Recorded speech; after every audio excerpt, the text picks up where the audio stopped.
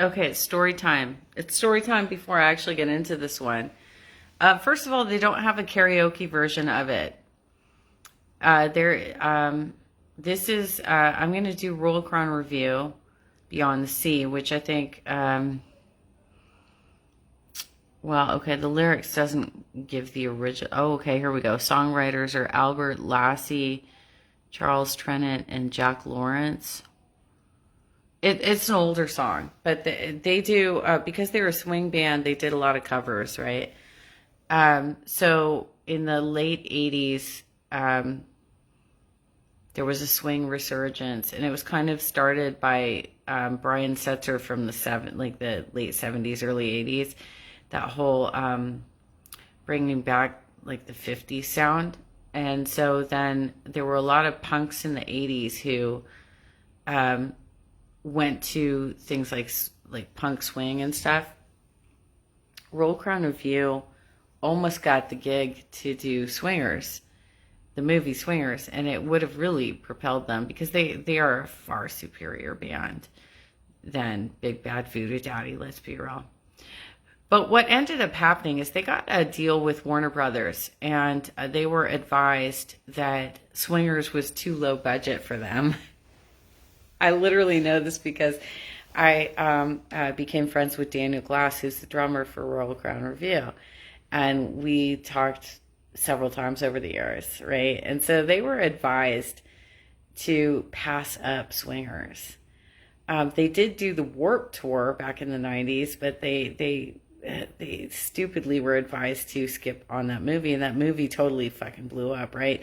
And it propelled Big Bad Voodoo Daddy into something bigger than what Royal Crown Review was. But if you look at like the actual culture of underground swing, like what's happening with the swing scene, Royal Crown Review has a much larger following. It's a better band. It's the better band, but they also had their own internal disputes or whatever that were going on. I do have both Eddie Nichols and Daniel Glass on my friends list. I know that there was some heartache in whatever happened with the band there, and I really wish you guys could like figure out how to like work together again. But I know it's also very complicated because it's expensive to run bands like that because you've got so many people involved because you have a whole horn section and stuff. It's actually very expensive to run a band like that. It's very complicated. You're doing rehearsals. You also have to pay everybody. And so you have to make more money than like your average like 4-person band that goes to do a gig. So when you do a gig, you're paying like something like 8 to 12 people to do a gig, and so it's got to be worth everybody's while to do it, and so it's a bit more complicated, right? But back in the '90s, swing was really big. It there was a huge resurgence, and even before the Gap commercial came out, it was already like really coming out. And I mean, I was already way into it before Swingers came out, before the Gap commercial came out. I was already way into it. And we used to have, there was an Italian restaurant up at the South Coast Plaza where on Monday nights they had a big band that was done by, what was that guy's name? I can't even remember that guy's name. He ended up like getting locked up for like hooking up with a girl, an underage girl or something. It was pretty bad. I can't remember that. I think his name was Eddie too, but not the same Eddie. I can't remember that guy's name. I can't remember that, but he totally knew me, and I can't even with him. He ended up like I was like, whatever happened to this guy? And like, oh, he got locked up for hooking up with an underage girl. I'm like, oh fuck. You know, just because we know people, just because we like people in the moment and they're nice to us in the moment doesn't mean they're good people, you guys.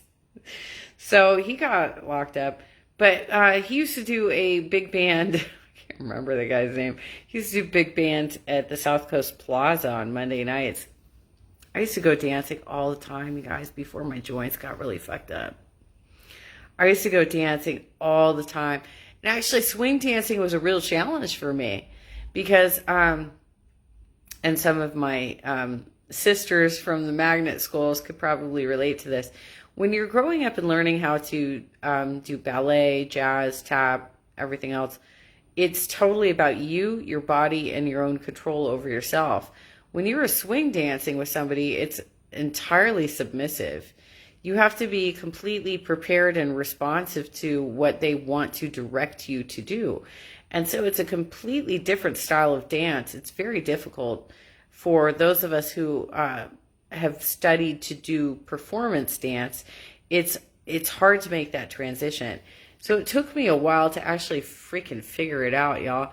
But one of the first experiences I had in swing dancing was I went to go see Billy Bacon and the Forbidden Pigs at the Doll Hut in Anaheim. And some older dude, he's probably like, I was like, I think it was 21 or 22. I was old enough to drink, but I was like 21 or 22. And this dude who was probably like 15 years older than me, and shorter than me, he was slightly shorter than me, right? Asked me to dance. And he took me, it's very small. The Doll Hut is so small, you guys. It's so small. Took me out. He's throwing me all over the place. I'm doing my best to keep up with him, right? And at the end of the number, he fucking flipped me, y'all. He flipped me, and then he pulled me in close, and he kissed me on the neck, and he said, "Thanks for the dance." So fucking smooth, you guys. It was, I mean, obviously he did not have permission to do that, but it was so smooth that I was not going to give him shit about it. It was really smooth. That was my first swing dancing experience. Then I started taking lessons. I started going up to the Doll Hut and taking lessons with my friend Jude, and I started getting pretty good at it. But now I'm like, my joints are failing, and I'm kind of afraid I'm going to like break an ankle if I try it again. But the last time I went swing dancing, I think was in the 2019, early 2020. I did go up to see like Big Sandy up in Newport Beach, and James Enfeld, a few different things. But anyway, let's give this one a try. Roll Crown has been one of my favorite local bands for a very long time. They don't have any karaoke versions, really. I mean, I don't want to do like their typical stuff, like Zip Gun Bop or Hey Pachuco. So I'm gonna do Beyond the Sea. Because yeah, I don't want to. Some of their stuff is really fast because they were kind of like trying to be kind of like a punk version of swing. Anyway, let's go. Let's see how this goes.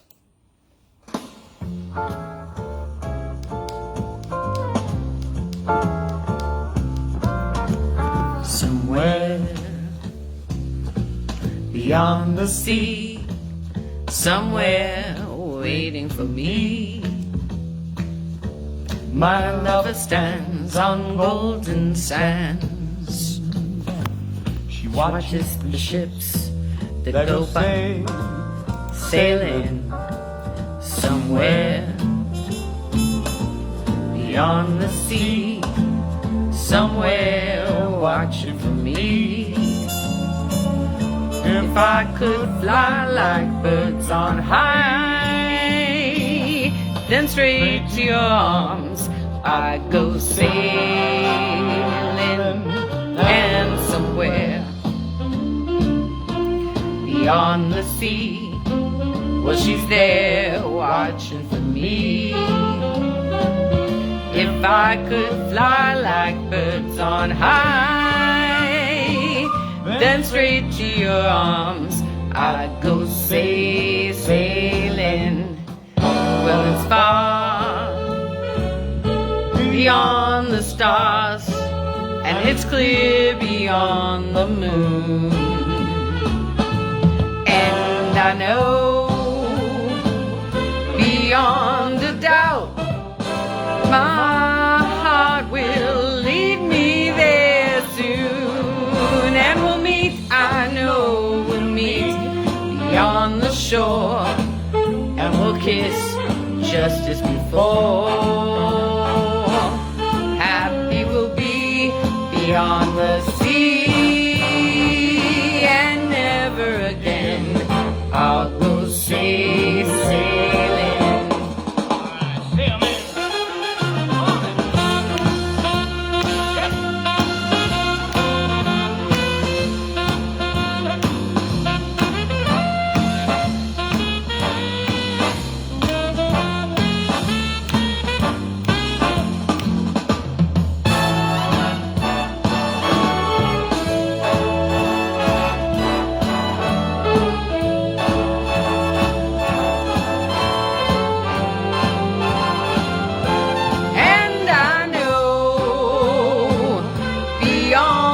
Doubt my heart will lead me there soon, and we'll meet, I know we'll meet beyond the shore, and we'll kiss just as before.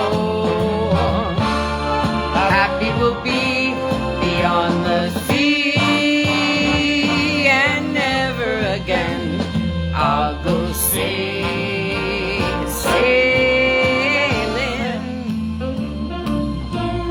No more sailing.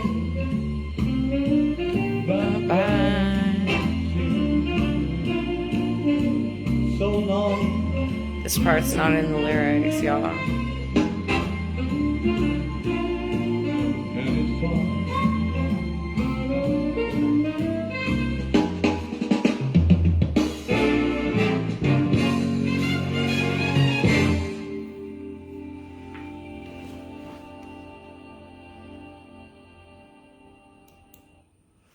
So a couple of years ago, I actually tried to get back into swing dancing, and it's kind of interesting because it drew in some new contacts for me, because I was doing some live streaming of these swing bands that I was going to see back in late 2018, early 2019, and it drew in. It drew in some new contacts for me, like political contacts who were like, oh my God, I love swing too. It's hard when, I'm only 47, but like I'm already starting to experience like joint deterioration, and it's hard to know what the ability is to be a dancer and realize that you're losing it. You know, like you can't get the job done anymore, and you might actually hurt yourself. That's kind of hard.